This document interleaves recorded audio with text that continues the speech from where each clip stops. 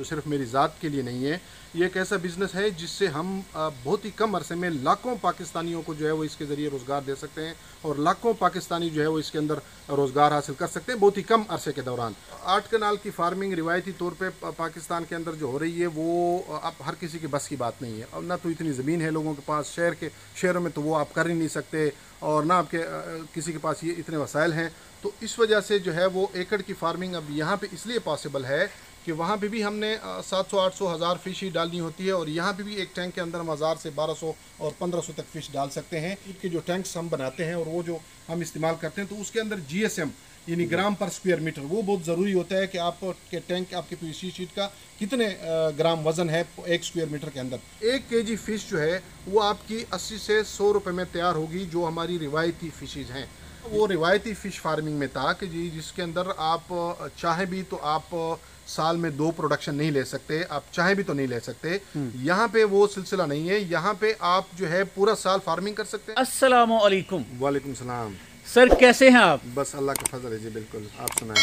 अल्हम्दुलिल्लाह। सर अपना नाम बता दीजिएगा। जी सलीम नवाज़ ख़ान मेरा नाम है और मेरा लक्की मरवत से ताल्लुक़ है और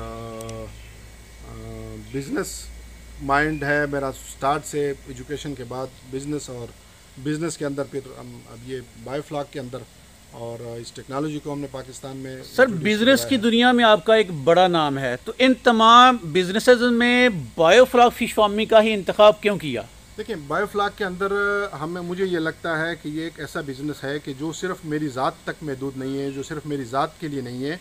ये एक ऐसा बिज़नेस है जिससे हम बहुत ही कम अरसे में लाखों पाकिस्तानियों को जो है वो इसके ज़रिए रोज़गार दे सकते हैं और लाखों पाकिस्तानी जो है वो इसके अंदर रोज़गार हासिल कर सकते हैं बहुत ही कम अरसे के दौरान।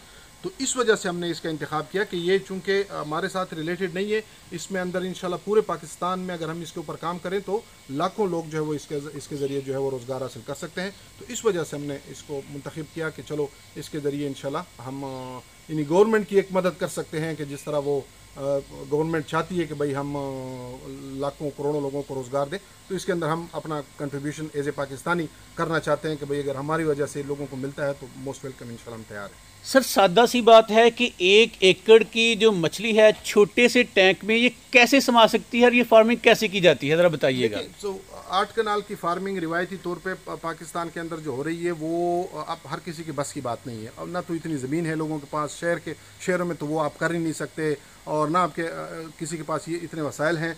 तो इस वजह से जो है वो एकड़ की फार्मिंग अब यहाँ पे इसलिए पॉसिबल है कि वहाँ पे भी हमने 700 800 हज़ार फ़िश ही डालनी होती है और यहाँ पे भी एक टैंक के अंदर हम 1000 से 1200 और 1500 तक फ़िश डाल सकते हैं। तो ये एक बुनियादी तौर पे यहाँ पे सिर्फ ये फ़र्क होता है कि वहाँ पे हमें वाटर पैरामीटर्स इतने ज़्यादा कोई मखसूस ज़रूरत नहीं होती मेंटेन करना, क्योंकि पानी बहुत ज़्यादा होता है, लाखों लीटर पानी। यहाँ 15,000 लीटर पानी है या 10,000 या 12,000, तो यहाँ पे फिर हमें वाटर पैरामीटर्स जो है मेंटेन रखने पड़ते हैं। वाटर का pH जो है वो मेंटेन रखना पड़ता है, एमोनिया जो है वो कंट्रोल में रखना पड़ता है, TDS, नाइट्रेट, नाइट्राइट और ये चीज़ें जो है वो हमें कंट्रोल में रखनी पड़ती हैं। और एरेशन पानी को मुसलसल जो है वो ऑक्सीजन देनी होती है, हवा देनी होती है ताकि फ़िश को जो है वो ऑक्सीजन की कमी ना आए और फिश जो है उसमें ग्रो करे। चलिए सर, एक जो पाउंड है, एक जो टैंक है, इसकी फिजिबिलिटी समझाइए कि एक टैंक पर कितना खर्चा जाता है, मछली कितने में तैयार होती है और एक टैंक आपको क्या दे सकता है? देखिए उसमें सबसे जो बड़ी बात यह है कि एक तो आपकी है इनिशियल इन्वेस्टमेंट जी, वो आपने समझ ले एक टैंक जो है उसको तैयार करना है, उसका एरेशन मशीन आपको पंप जो है उसका ख़रीदना है,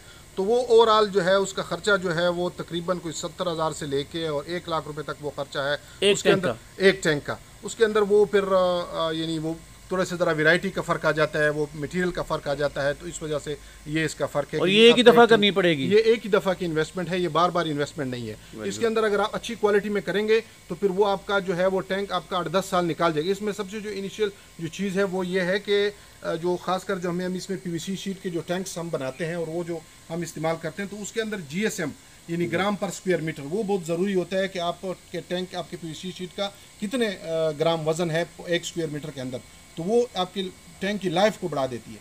तो वो एक चीज़ होता है। 70 से 80 हज़ार 1 लाख रुपए की आपकी इनिशियल वन टाइम इन्वेस्टमेंट होगी। Very good. उसके बाद आपकी जो फ़िश है वो कितने पैसों में तैयार होती है, ये एक बुनियादी सवाल है जो कि हमसे अक्सर लोग जो है वो पूछते हैं, हमें फ़ोन करके पूरी दुनिया से कि भाई, क्योंकि उनको जब पता नहीं होता तो वो हमसे फिजिबिलिटी पूछते हैं कि भाई फ़िश हमारी कितने में तैयार होगी।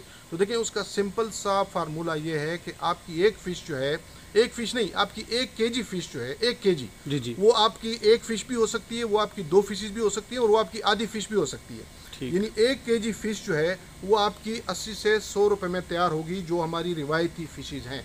यानी 80 से 100 रुपये में आपका खर्च आएगा इसके ऊपर टोटल हार्वेस्टिंग तक, इन स्टार्ट डालने से लेके और हार्वेस्टिंग तक आपका 80 से 100 रुपया 1 किलो मछली तैयार करने पे बायोफ्लाक के अंदर आपका खर्चा आता है। तो ये आपकी बुनियादी जो एक वो होता है फ़लसफ़ा कि जी उसमें हमारा यानी फ़िश तैयार करने में हमारा खर्च कितना आता है। अब जो फ़िश की जो सेलिंग प्राइस है जी वो जो है वो मिनिमम जो सेलिंग प्राइस है वो आम यानी मंडी में अगर आप देखें, फ़िश मुख्तलिफ हज़ारों अक़साम हैं फ़िश के अंदर और वो मुख्तलिफ प्राइसेस हैं फ़िश की। तो मंडी में अगर आप फ़िश बेचने जाते हैं तो उसका मिनिमम वहाँ पे आपको प्राइस जो है वो तकरीबन 200 से लेके यानी 1 केजी या फिर 800 ग्राम की जो फ़िश है वो आपकी 200 रुपये पर केजी से लेके और 1000 रुपये पर केजी तक आपकी फ़िश जो है वो सेल हो सकती है। तो वो उसमें फ़िश की यहाँ पे वो अक़साम का जो है वो फ़र्क आता है कि कोई फ़िश जो है कम पैसों वाली है, कोई ज़्यादा अच्छी वाली है, कोई ज़्यादा अच्छे प्राइस में बिकती है। तो ये अब कैलकुलेशन आप निकाल लीजिएगा कि 70-80 से 100 रुपये में जो आपकी फ़िश तैयार होती है उसकी जो सेलिंग प्राइस है वो आपकी जो है वो आपको मैंने बताया जैसे 200 से लेकर और 1000 रुपये तक। अब इसमें हमारी एक टैंक के अंदर हमारी फ़िश जो है वो कितनी तैयार होती है, तो उसका जो फार्मूला है वो ये है कि वो आपके केयर के ऊपर डिपेंड ज़्यादा करता है। ठीक। आपकी फ़िश की किस्म के ऊपर भी डिपेंड करता है, आपके खुराक खिलाना का जो सिस्टम है उसके अंदर भी डिपेंड करता है। तो वो हमारा फिर एक्सपीरियंस ये है कि वो 500 से लेके और 1000 केजी तक फ़िश आप एक टैंक से ले सकते हैं 4 से 8 माह के दौरान। अच्छा, इसमें मछली कितनी देर में तैयार होती है? हम इसमें देखें वो भी किस्म के ऊपर डिपेंड करता है, जिस तरह मैंने कहा कि 4 से 8 माह के दौरान। जी जी इसमें ऐसी फिशेज हैं जैसे श्रिम्प आप फार्मिंग देख लें, झींगा जिसको हम बोलते हैं, तो वो 700 से 800 रुपये उसकी होलसेल प्राइस है और उसकी जो मैक्सिमम इसके अंदर तैयार होने की जो ड्यूरेशन है वो 90 से 100 डेज़ की ड्यूरेशन होती है। तो ये आपका जो है वो 3 से 3.5 माह में तैयार हो गया। इसी तरह ही फिर इसमें दूसरी फिशेज हैं जो कि आपकी कुछ 4 महीने में तैयार होगी, कुछ आपकी 6 महीने में तैयार हो सकती है, कुछ आपकी 8 महीने किसी को लगेंगे, यानी इस साइज मार्केटेबल साइज तक पहुंचने के लिए। आपके कहने की मुराद ये है कि हर तरह की मछली पाली जा सकती है? हर तरह की मछली पाली जा सकती है, हाई वैल्यू फिशेस पाली जा सकती है, जिससे आपको यानी जो आपका जो एक्सपेंडिचर्स हैं, जो आपका खर्चा है उससे मामूली सा फ़र्क पड़ेगा, लेकिन आपको जो अच्छी वैल्यू फ़िश होगी अब वो आपको फिर जो सेलिंग प्राइस होगी उसकी काफ़ी ज़्यादा होती है, तो उससे आपको जो है वो मुनाफा भी इसके अंदर ठीक ठाक हो सकता है। बाकी आप कैलकुलेशन आप खुद कर लीजिएगा कि अगर आपके टैंक में 500 से 1000 केजी तक मछली तैयार होती है, उसके ऊपर आपका खर्च कितना आता है। अगर 80 से 100 रुपये के हिसाब से आप ज़रब दें और उसको जब यानी सेलिंग प्राइस आप उसकी जो मैंने आपको बता दिया उस हिसाब से अगर आप कैलकुलेट करेंगे तो आपका जो है ये आपको खुद बहुत इसका पता चल जाएगा कि इसके अंदर ये इतने अरसे में हमारा जो है वो एक टैंक के अंदर कितना मुनाफा हुआ। अच्छा सर, एक इशू ये भी है पाकिस्तान में कि फ़िश फार्मिंग को सीजनल काम समझा जाता है, लेकिन इसमें थ्रू आउट ईयर फिश तैयार की जा सकती है। देखें वो सीजनल वाला जो ऑप्शन है ना वो रिवायती फ़िश फार्मिंग में था कि जी जिसके अंदर आप चाहे भी तो आप साल में 2 प्रोडक्शन नहीं ले सकते, आप चाहे भी तो नहीं ले सकते। यहाँ पे वो सिलसिला नहीं है, यहाँ पे आप जो है पूरा साल फार्मिंग कर सकते हैं, टेम्परेचर मेंटेन करके सर्दियों के अंदर पूरा साल इसकी फार्मिंग कर सकते हैं और उसके अंदर जो है आप यानी पूरे साल के अंदर मछली आप फ़िरोख्त भी कर सकते हैं, मछली आप इसमें डाल भी सकते हैं। और इस तरह ये जो बिज़नेस है इसके अंदर अगर हम मज़ीद काम करें तो ये पूरा साल इंशाल्लाह होने वाला काम है। और ये इसमें कोई ये ज़रूरी नहीं है कि मछली सिर्फ सर्दियों में खाई जाती है, नहीं, असल में सर्दियों में इसलिए खाई जाती है कि गर्मियों में लोगों के पास अगर खाना भी चाहें तो अवेलेबिलिटी नहीं होती कि वो कहाँ से वो मछली पे ढूंढें और खाएं। तो ये इस चीज़ के अंदर जो है वो इंशाल्लाह हमने वो ताज़ा और ज़िंदा मछली जब ये गर और शेर और ये चीज़ें जब होंगी तो वो जो चीज़ें होंगी वो ताज़ा और ज़िंदा मछली का एक कंसेप्ट भी डेवलप होगा और साथ साथ में लोगों को मायारी खुराक भी मिलेगी और साथ साथ में पूरा साल इंशाल्लाह मिलेगी। चलिए सर, फिर से टैंक पे आते हैं। इस टैंक की लंबाई, चौड़ाई, गहराई वगैरह बता सकते हैं?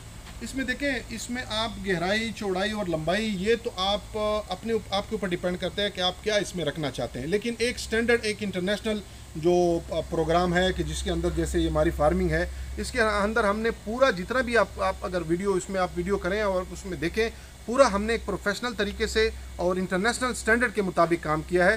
तो इसका जो इंटरनेशनल इसका डाया है वो 4 मीटर का टैंक होता है इंटरनेशनली, जो ज़्यादा तौर पे तैयार होता है। और इसके अंदर इसकी जो डेप्थ है वो 1 मीटर से लेके और 1.2 और 1.4 मीटर तक, यानी अगर हम साथ दूसरे अल्फाज में कहें कि 13 फुट इसकी जो है वो डायमीटर होता है और इसकी जो हाइट है वो तकरीबन 3.5 फुट से लेके और 4-4.5 फुट तक आप इसकी आराम से रख सकते हैं, ताकि आपको बाद में वो ऑक्सीजन का मसला ना बने। Very nice. सर ये बताइए, ऊपर ये जो जाली नमा है इसका मकसद क्या है?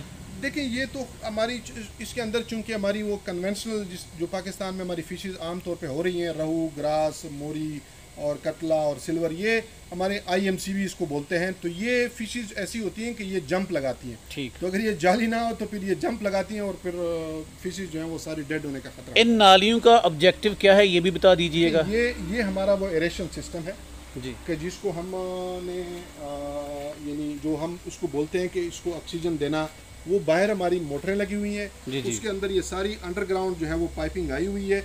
हर टैंक के अंदर हमने दो जो है वो हवा के लिए ये पाइप दिए हुए हैं, इसके अंदर वाल लगा हुआ है। ये पाइपों के अंदर नीचे उसका वो एरो ट्यूब्स लगी हैं, उसके अंदर वो हवा यहाँ से जाती है, वो हवा उधर पानी के अंदर से निकलती है।